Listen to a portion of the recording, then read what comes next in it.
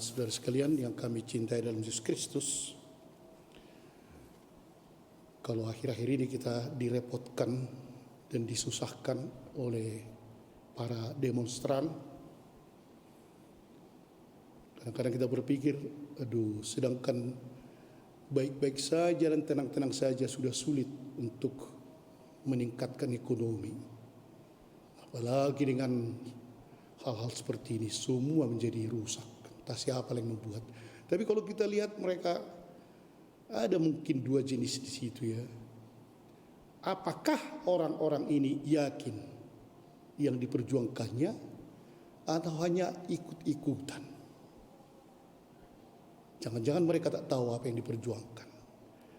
Pada hari ini kalau kita lihat ya, Yesus juga marah di sini ya. Angkatan ini adalah angkatan yang jahat. Banyak orang mengelilingi dia. Ada tanda keajaiban ini yang buta dan seterusnya. Tapi mereka itu masa ini bisa dibagi dua sebenarnya kan. Mereka ini mengagumi Yesus, ataukah mereka ini pengikut Yesus? Antara dua ini tuh. Mengagumi tapi tidak berbuat apa-apa. Oh, hebat dia, hebat, itu aja.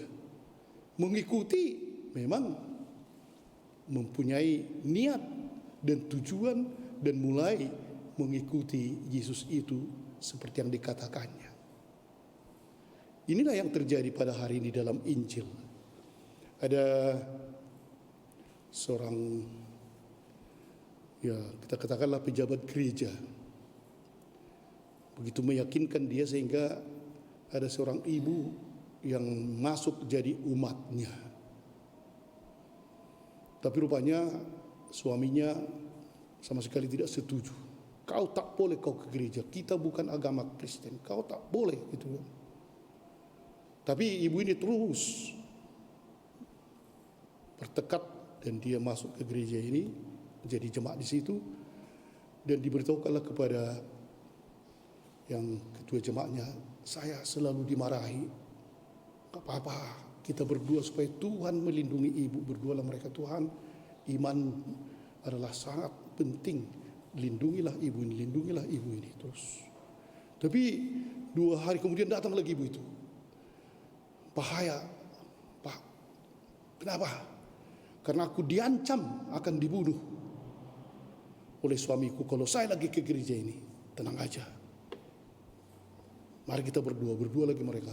Lindungilah dia Tuhan, lindungi. Suruhlah malaikatmu menjaga dia sehingga tidak ada mara bahaya. Tak mungkin dia disentuh oleh yang jahat. Memang begitulah, selama 1 bulan tetap dia aman. Tapi kemudian bulan berikut datang lagi ibu ini, Bapak, saya lagi, bagaimana ini? Udah saya perintahkan Tuhan, udah berdoa lagi kita, berdoa. Kan ibu sudah selamat lihat 2 minggu. Iya, aku dilindungi oleh Tuhan. Tapi persoalannya sekarang lebih parah. Apa rupanya? Suamiku mengancam dia akan membunuh Bapak. Kalau gitu, Bu, jangan lagi ke gereja ini, pindah aja lah. Jangan lagi ke gereja ini. Nah, inilah kan, ketika marah bahaya itu untuk dia, 2 tidak mempan. Itu orang mempan. Nah, ini satu bahwa sebenarnya orang lain bolehlah. Aku pengikut atau pengagum. Dan disinilah terjadi kalau dikatakan tanda dari Yunus. Ya, kota Ninive memang di waktu itu jahat dan betul-betul akan dimusnahkan oleh Tuhan. Dikirimlah Nabi Yunus yang nanti kan kita lihat akan tenggelam karena dia tidak mau kan, akhirnya ditelan oleh ikan dan kemudian dilepaskan lagi di Ninive itu. Tapi ketika Yunus mengatakannya itu bahwa kalian akan dikutuk oleh Allah dan kota ini akan dihancurkan oleh Allah dalam tempo sekian hari, dan mereka bertobat. Raja bersama rakyatnya, dan malahan dikatakan lembu-lembu semua, binatang-binatang juga ikut berpuasa, dan mereka menangis dan bertobat hanya karena Yunus mengatakan itu. Ketika Raja Salomo lagi ada Ratu Sheba dari selatan. Karena hanya mendengar bahwa Raja Salomo itu adalah orang yang bijak, datang dengan seluruh hartanya dan menyerahkan kepada Raja Salomo. Karena dia tahu Raja Salomo ini adalah utusan dari Yahweh. Dan ratu itu bertobat hanya karena melihat Raja Salomo. Dan Yesus sudah membuat segalanya. Berbicaralah kepada orang banyak yang mengerumuni dia. Angkatan ini adalah angkatan yang jahat. Menuntut suatu tanda, berikanlah tanda. Tapi tidak akan diberi tanda, hanya dibandingkan dengan Yunus dan juga ratu dari selatan itu. Dan Yesus sebenarnya mengancam, ketika nanti terjadi sesuatu pada saat terakhir, kalian akan dihukum oleh bukan orang Yahudi tapi orang dari Ninive dan orang dari selatan itu. Mereka akan ikut mengadili kalian karena kalian ingin melihat tanda. Dan ini Yesus mengatakan, sungguh yang ada di sini, yaitu Yesus, lebih besar daripada Yunus. Tapi mereka hanya pengagum. Oh, hebat juga Yesus itu ya. Hebat. Wah, ada orang buta bisa melihat. Jago di mana? Luar biasa. Orang mati bisa hidup. Luar biasa.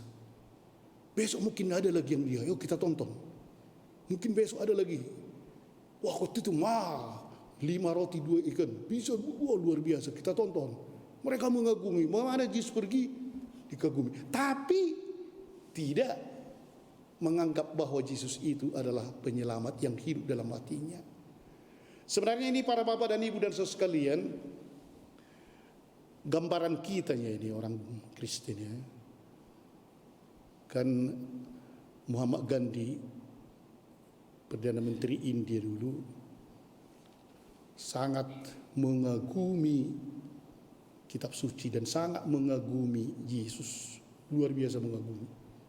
Dan dia mengatakan sekiranya semua orang mengikuti ajaran Yesus ini, maka dunia akan aman.